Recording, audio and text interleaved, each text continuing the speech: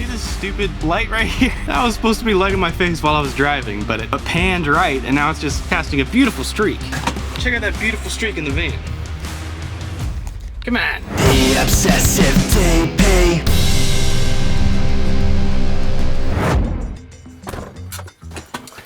It's pickup day. Pickup day is the production day where you pick up all the rentals. And today we're gonna talk about one of the most important relationships you have as a DP. And this relationship is not with a person on set. It is actually, oh my goodness. It is also not someone that is part of the creative process really at all. This relationship is with your rental house contact. And the most important aspect of that relationship is loyalty. And we'll dive into loyalty a little bit later in the video because I want you to stick through the end.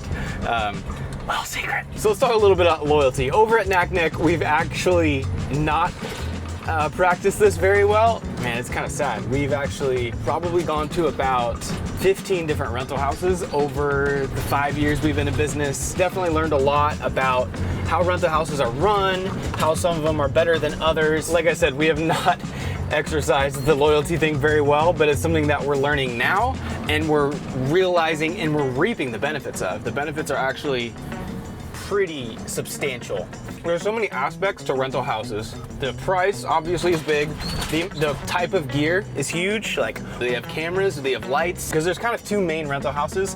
One is a G&E focus, all electric, all grip. So metal, lights. For us right now, that's the perfect rental house, but the other rental house is more of a camera-based rental house. And why that doesn't work well for us is because we have a camera. I mean, it's pretty simple. Also, what we've learned, and I was just at one of these camera-based rental houses the other day for a different job, and I realized again why I don't like them. I show up, the gear's not ready, they have to sublease all this other equipment, they don't have enough C-stands, they have to sublease C-stands, and you walk in there and people are just frustrated. Why are they frustrated? Because they're dealing with a very complicated equipment. They're not dealing with lights that maybe a bulb will burn out or a ballast will go bad. They're dealing with cameras that have an infinite amount of settings. Someone could push the wrong button on set, it comes back to the rental house and something's fried. And you have to learn all the different cameras, all the different lenses. For us at Naknek, we love owning our camera equipment, our camera and lenses. We don't have to rent those. We don't have to worry about going to different rental houses, finding the best deal, getting the best lenses, making sure that we didn't ruin the lenses or we didn't break them. This music's still on, what the heck? Sorry for the quality of this video, guys. It's gonna be a little different. I didn't ND this window like I should have. If you watched my car interior video, you would know that I should ND it. I do have a light back there. Oh, it turned. I had a light back there. Dang it, it turned. Anyways, that's the main difference between the two rental houses. One is camera and lenses mostly, one is lights and grip. We found it's much better to own our own camera and lenses and rent out. I'm getting a call. Where's my phone? I think my phone's back there. So we went through price. You know, you always want your gear at the best price and you want people to get you deals. We'll talk a little bit about that later. The type of equipment is important that a rental house has. Another thing is just the ease of use. You know, we've gone to super corporate, super busy rental houses, and we've gone to the more simple, the smaller rental houses. Big versus small, it's a totally different experience. Also just personality. On those big corporate rental houses, you walk in and people just don't know who you are and they don't care and they're just trying to get their minimum wage, get through the day, maybe get some deals on rental gear for their shoots and then get out. What we found is we just don't like the corporate environment. One of the main rental houses we've used over at Naknek over the years, we've used them because they're big, they're corporate, and they're cheap. So they have everything we need, they have it at a good price, and they have it all the time. We don't have to worry about it. But when you show up there, there's like 4 parking spots that you can back in to load. And then a lot of times we'll have to wait because there's so many people loading. And then we walk in, there's a line inside the rental house. Then you have to walk up to the counter. You have to get your equipment list. You have to go back to your equipment. You have to check off, initial every single item in your equipment, which I've definitely not initialed everything, like an OSHA cable that I couldn't find or whatever. I get why they do it. It makes sense. No mistakes are made. The equipment that you check out is the equipment you bring back, but it's very frustrating. They literally fingerprint you and you get treated like a criminal. And I get it. They've had people steal their stuff. You know, they hand you a Scantron, a 50-question intelligence test, and then they take you to the back, make you poop in a toilet. And plus that place was like 25 minutes away. Here's the interesting thing. The interesting story is during quarantine, I call that rental house, that corporate rental house that we always rent from, and they're not open. And I actually talked to the owner for the first time, and he says, we just got some sublease equipment picked up by this other company. Turns out this other company's like 10 minutes away from me. I had never heard of it before. It's a way smaller rental house, but it's just night and day, the ease of use of it. I literally back into their warehouse with the van. Usually no one else is there. If someone is in the way, the owner has come out and said, I'm gonna move this truck, you can just back right in. This is the best part. I back up, my gear is right there. I can see it out my rear window. I don't have to move it to the van. I grab the gear, I load it into the van. I say, see you guys, and I leave. That's it. There's no lists. There's none of this crazy crap. I just know what I got. I see it all there, and I go, this is perfect. I'm just gonna bring it all back. It's just a smaller operation. It's better. I'm the owner. Last time I was there, helped me load the van. And I feel like you actually get that personal experience that like, hey, I'm part of the business. I'm helping keep the lights on by renting your gear. Like they're being kind back to us. It's just a totally different experience with this small rental house.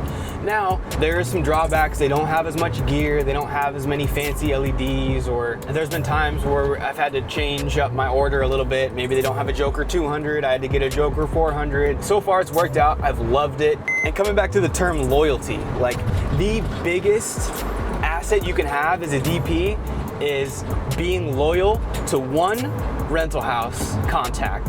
If you're loyal to them, they're gonna be loyal back to you. Why is that? There's so many rental houses you could go to, especially in the LA area. There's hundreds. And I'm sure people do that all the time. They're not loyal. We've done it. And you've looked for the best deal. If a rental house isn't giving you a great deal, you just go to the next rental house because they're gonna give you a better deal. It's so easy to jump rental houses. We've fallen to that mistake, but I think we're correcting it now. Sorry for that sound, the stupid freaking lane assist. It's so frustrating. But as you build that loyalty, as they see your name in the email pop up every week, as they start recognizing your face, they start recognizing your van as you pull up and they go, come over here. As that builds, so does your tool set build. Because now you're able to get better deals and they know that you could go somewhere else, but if you keep coming to them and you at least offer them the opportunity first, that's the biggest thing, is offering them, this is the list of G&E that we need, what can you do? At least give them the chance. Their gear is just gonna be sitting there collecting dust. They want to work with you. They obviously want to make money from you. They don't want their gear sitting around. As that loyalty grows, so will the ability to say, hey, I only have $200 for this project, what can you do? Or I only have 500 or 1,000 or whatever it is. They will start giving you more and more deals. That's what we've noticed. They've already given us crazy deals. Sometimes my rental sheet has come out to like, near $1,000. I'm like, shoot man, we only have 500. What can we do? Maybe we'll drop one light and then he'll give me a discount on the rest. It's been super great. To build that relationship with a rental house contact really has its benefits. And it benefits both sides. It's really a symbiotic relationship. If you are always bringing that person, giving them the chance for you to rent from them, they're gonna recognize that and keep trying to work with you. Especially if you're a good renter, you're bringing things back in good condition. That's huge for them. Like their insurance policy has gotta be so big and they're worried that people are gonna steal their stuff or return it in bad condition. And if you are just a good renter, like a good person, they're gonna recognize that and want to rent more stuff, bigger stuff, more expensive stuff. And here's the biggest thing. You're starting to work with this big producer. If you've built that trust and that loyalty with a rental house, you can get crazy deals. That is the time to cash in your crazy deal. Let's say a producer comes to you and says, hey, we're severely under budget. We have to cut half of your rentals. You can go to that contact that you've built that trust with and that personal relationship with. I don't always ask for discounts. What can you do in this scenario? Boom, you look amazing to the producer because your contact at your rental house had your back and got you a half off discount. It's such a huge plus.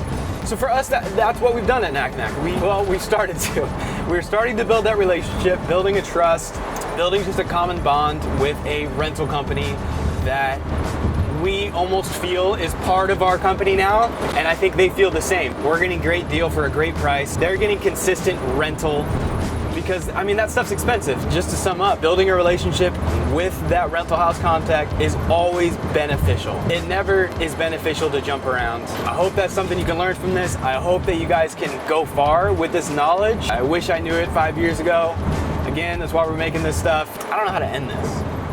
I'm struggling here. Stupid camera. Oh my gosh. Don't film and drive, folks. In conclusion, find a rental house that works for you. There's many factors in a rental house, from price to proximity, personality, corporate versus small, what they have in stock, what kind of gear they have. I would say just shop around for maybe a year and go, this is my rental house now. And then be loyal to that one until forever, because why not? I hope I didn't ramble too much. I feel like this is a very rambly one. Hope you learned something. Come back for the next one. Ask a question below. I'm sure I forgot something. I'm sure there's something I should have covered that I didn't.